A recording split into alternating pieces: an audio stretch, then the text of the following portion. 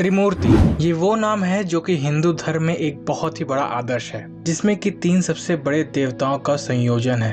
त्रिमूर्ति के तीनों देवताओं ने इस दुनिया को बनाया, इसका पालन पोषण किया और अंत में इस दुनिया को वो खत्म भी कर देंगे। आज इस वीडियो में हम एक ऐसे देवता के बारे में बात करेंगे जिन्होंने इस विश्व की रचना की है। उनके 4 मुख है और 4 हाथ दिखाया जाता है। वो ज्ञान, विद्या, कला के प्रतीक है। इसके साथ साथ कई सारी ऐसी मिस्ट्रीज हैं जो कि इन देवता को सबसे अलग बनाती है, क्योंकि कुछ अनसुलझे राज हैं जो अभी तक सुलझाए नहीं गए हैं। विष्णु की नाभि से निकले कमल पर विराजमान देवता और इस सृष्टि के रचयिता ये देवता है भगवान ब्रह्मा। भगवान ब्रह्मा के नाम पे कई सारे मिस्ट्रीज एंड कॉन्ट्रोवर्सीज हैं, लेकिन अगर लोगों ने वेद, पुराण या फिर कथाओं को अच्छे से पढ़ा होता तो उनको आज असलियत का ज्ञान होता। लेकिन इस वीडियो में हम कुछ मिस्ट्रीज को सॉल्व करने की कोशिश करेंगे। पहला सवाल, कौन है ब्रह्मा? ब्रह्मा को विश्व के आद्य सृष्टा, प्रजापति, पितामह और हिरण्य गर्भ कहते हैं। ब्रह्मा जी देवता, दानव और सभी जीवों के पितामह हैं। सभी देवता ब्रह्मा जी के पौत्र माने जाते हैं, इसलिए वो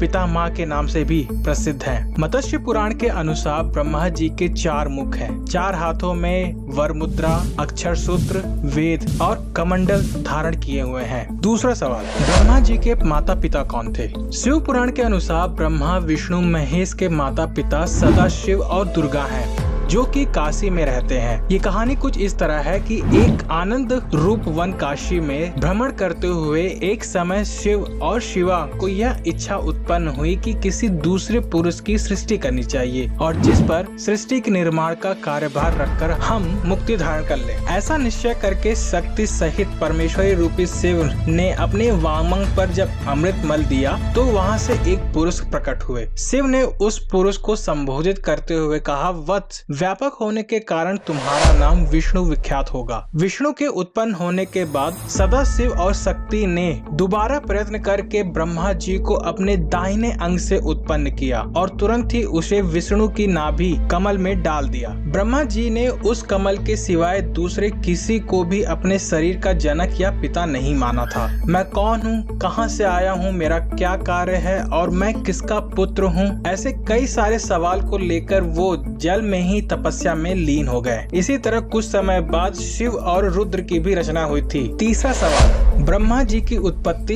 और उनके कितने पहले बच्चे थे? ब्रह्मा जी की उत्पत्ति जल में उत्पन्न कमल पर हुई थी। उन्होंने कमल के डंठल के अंदर उतरकर उसका मूल जानने का पूरा प्रयास किया, लेकिन वो उसका मूल नहीं जान पाए। तब वह कमल पर आकर दोबारा विराजमान होकर सोचने लगे कि मैं कहाँ और कैसे उत्पन्न हुआ। तभी उन्हें एक शब्द सुनाई दिया, तपश तपश। तब ब्रह्मा 100 वर्षों तक वहीं आंख बंद करके तपस्या करने लगे। फिर विष्णु ने ब्रह्मा को सृष्टि की रचना के लिए आदेश दिया तो उन्होंने सबसे पहले अपने 4 पुत्रों की उत्पत्ति की, सनक, सनंदन, सनातन और सनत कुमार। ये चारों भी सृष्टि की रचना को छोड़कर तपस्या करने लगे। अपने बेटों की इस हरकत को देखकर ब्रह्मा बहुत क्रोधित हुए और उन्होंने अपने भावों से एक बालक का जन्म किया। ये बालक रोने लगा और इसका नाम रुद्र रख दिया गया। फिर ब्रह्मा ने विष्णु जी की शक्ति से 10 तेजस्वी पुत्रों को जन्म दिया। उनके नाम मरीचि, अत्रि, अंगिरा, पुला, पुलत्स, क्रतु, वशिष्ठ, दक्ष, भृगु और नारद हैं। और उनके मुख से पुत्री वाग्देवी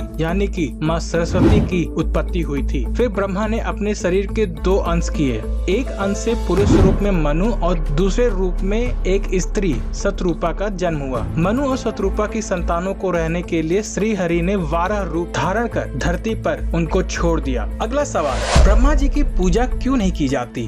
ब्रह्मा जी की पूजा ना करने के 3 कारण हैं। पहला कारण, पुराणों के अनुसार एक बार ब्रह्मा जी हाथ में कमल का फूल लिए अपने वाहन हंस पर सवार होकर अग्नि यज्ञ के लिए उचित स्थान की तलाश कर रहे थे। तभी एक जगह पर उनके हाथ से कमल का फूल गिर गया। फूल की धरती पर गिरते ही धरती पर एक झरना बन गया और उस झरने में से 3 सरोवर बन गए। जिन जगहों पे वो तीनों झरने बने उन्हें ब्रह्म पुष्कर, विष्णु पुष्कर और शिव पुष्कर के नाम से जाना जाता है। ये देखकर ब्रह्मा जी ने इसी जगह को यज्ञ के लिए निर्णय कर लिया।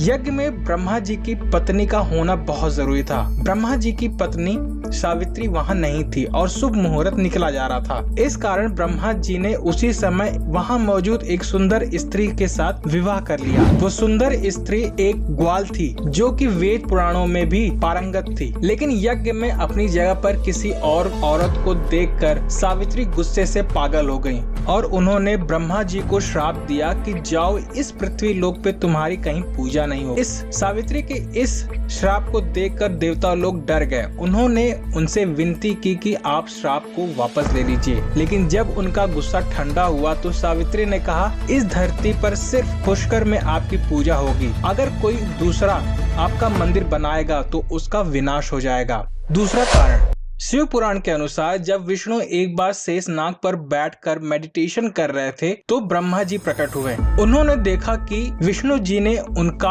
आदर नहीं किया, तो ब्रह्मा जी ने गुस्से से उनसे बोला कि मैं इस सृष्टि का रचयिता हूँ और तुम्हारा भी रचयिता हूँ, तो मैं तुमसे बड़ा हूँ, तुम्हें मेरा आदर करना चाहिए। इस पे विष्णु जी ने कहा कि आप मेरे नाभि से पैदा हुए कमल पे विराजमान है, इसीलिए मैं ही आपका पिता हूँ। इसी के चलते दोनों के बीच में बहुत बड़ा झगड़ा हुआ। नौबत यहाँ तक आ गई कि दोनों के बीच लड़ाई होना शुरू हो गई, जिसके कारण पूरा ब्रह्मांड हिलने लगा। इसको देखकर देवी देवता ने शिव के आगे अपनी समस्या का समाधान मांगने वहाँ चले गए। तो शिव जी ने लड़ाई के बीच में एक आग का खंभा भेजा। तो ब्रह्मा और विष्णु ने दोनों ने सोचा कि ये अचानक से कहाँ आ गया। फिर उनके बीच ये शर्त लगी कि जो इस खंभे का छोर ढूंढ लेगा वही इसका विजेता होगा। दोनों देवताओं ने कई सालों तक उसके छोर की तलाश की, लेकिन उनको उनका छोर नहीं मिला। थक हार कर जब विष्णु जी वापस लड़ाई वाले स्थान पे आ गए तो ब्रह्मा जी ने देखा कि केतकी का फूल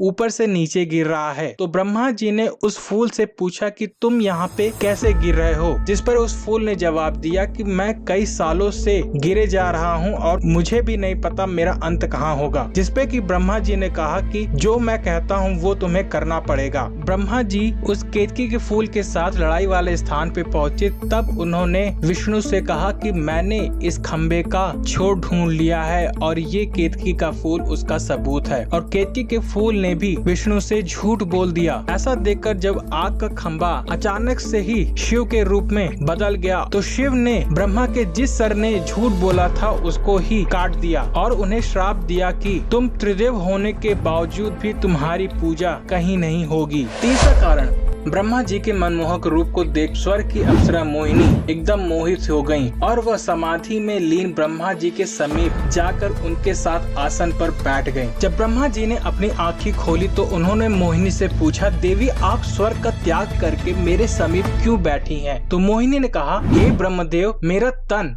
और मन आपके प्रति प्रेमत हो रहा है, कृपया आप मेरा प्रेम स्वीकार करें। ब्रह्मा जी मोहिनी के काम भावना को जानते थे। ब्रह्मा जी उनके मोह पास से बचने के लिए अपने इष्ट श्री हरि को याद करने लगे। उसी समय सप्तऋषियों का ब्रह्मलोक में आगमन हुआ और सप्तऋषियों ने ब्रह्मा जी के समीप मोहिनी को देखकर उनसे पूछा, यह रूपवती अप्सरा आपके साथ क्यों बैठी है? ब्रह्मा जी बोले, ये अप्सरा नृत्य करते करते थक गई है और विश्राम करने के लिए पुत्री भाव से मेरे समीप बैठी है। पुत्री का नाम सुनकर मोहिनी बहुत गुस्सा हो गई और मोहिनी ने बोला कि मैं सच्चे हृदय से आपसे प्रेम करती हूँ और आपने मेरा प्रेम ठुकरा कर मेरे को पुत्री का दर्जा दिया, इसीलिए आपको इस जगत में कोई भी नहीं पूजेगा। अगला सवाल, ब्रह्मा जी का पांचवा सर देव को तप। एक पौराणिक कथा के अनुसार रति देवी के पति कामदेव को तप करने के बाद ब्रह्मा जी ने 3 ऐसे तीर प्रदान किए जिसमें किसी को भी काम की भावना जागृत की जा सकती थी। कामदेव ने उन तीरों की शक्तियों की परीक्षा के उद्देश्य से एक तीर को ब्रह्मा के ऊपर ही छोड़ दिया। ऐसे में ब्रह्मा जी पर ये असर हुआ कि उन्होंने अपनी संकल्प शक्ति से शत्रुपा देवी का सृजन किया। ब्रह्मा जी अपने द्वारा उत्पन्न शत्रुपा की तरफ बहुत आकर्षित हुए और उनको निहारने लगे। शत्रुपा ब्रह्मा की दृष्टि से बचने की कोशिश करने लगी और सारी दिशाओं में भागने लगी, लेकिन उसमें वो असफल रही। ऐसे में शत्रुपा ऊपर की ओर देखने लगी तो ब्रह्मा जी ने एक सिर ऊपर की ओर विकसित कर लिया। भगवान शिव ब्रह्मा की इस हरकत को देख रहे थे और शिव की दृष्टि में शत्रुपा ब्रह्मा की पुत्री की तरह थी, इसलिए उन्हें यह घोर पाप लगा। इसी क्रोध में शिव जी ने ब्रह्मा का 5वां सर, इसलिए मैं शिव आपको शाप देता हूँ कि आपके ही द्वारा रचित सृष्टि आपकी ही पूजा नहीं होगी। काट डाला। भगवान शिव द्वारा काटा गया पांचेर बद्रीनाथ परिक्षेत्र में गिरा। यह स्थान आज ब्रह्म कपाल के रूप में विख्यात है और यहाँ पर लोग अपने पितरों का तर्पण एवं पिंड दान करके उन्हें मोक्ष प्राप्त करने की कामना उत्पत्ति की। अब आते हैं सबसे बड़ी कंट्रोवर्सी जो कि ब्रह्मा और सरस्वती को लेकर आजकल चर्चा में चल रही है।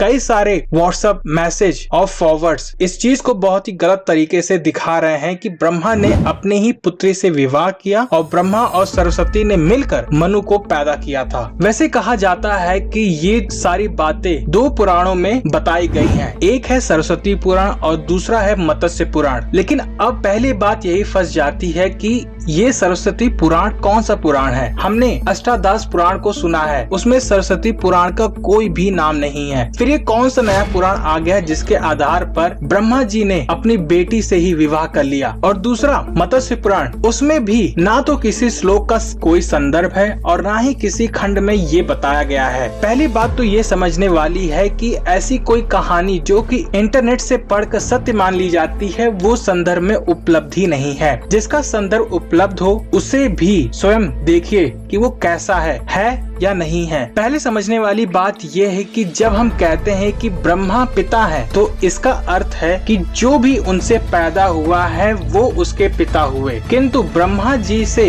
कोई पैदा कैसे हो सकता है? क्या ब्रह्मा जी गर्भ धारण करते हैं? नहीं। संतानों को जन्म देते थे? नहीं।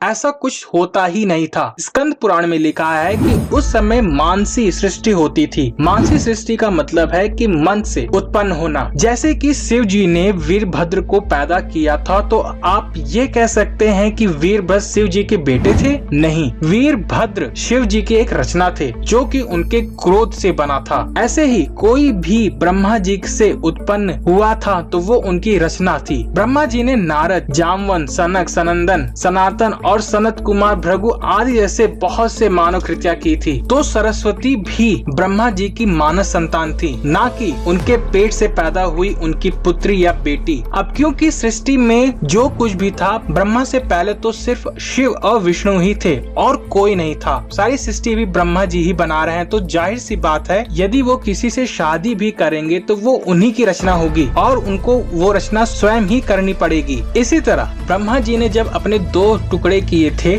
तो मनु और शत्रुपा हुई थी, वो भी उनकी ही रचना थे। तो इन्हीं कारणों की वजह से सरस्वती उनकी बेटी नहीं होकर उनकी रचना है, सिर्फ और सिर्फ रचना जो कि उनके मन से उत्पन्न हुई है। अब बात करते हैं दूसरे कंट्रोवर्सी की कि ब्रह्मा जी और सरस्वती ने मिलकर मनु को ही जन्म दिया है और मनु उनकी संतान है। देखिए ये बात बिल्कुल ही गलत है। मनु और शत्रुपा ब्रह्मा जी की देहज संतान थी। शत्रुपा का जन्म ब्रह्मा जी के वामंग से हुआ था और दूसरे अंग से मनु का जन्म हुआ था। इसे ही का और या का नाम दिया गया था और इसे ही काया का नाम दिया गया था। मैत्री सृष्टि यानी कि मनुष्य और स्त्री के समागम से संतान की प्राप्ति का नियम बाद में बना जो कि दक्ष प्रजापति ने नारद जी से नाराज होकर बनाया था। तो ये कुछ मिस्ट्री एंड कंट्रोवर्सी थी भगवान ब्रह्मा को लेकर। अगर आपको ये वीडियो अच्छा लगता है तो प्लीज इस चैनल को सब्सक्राइब कीजिए। मिलते हैं आपसे नेक्स्ट वीडियो में।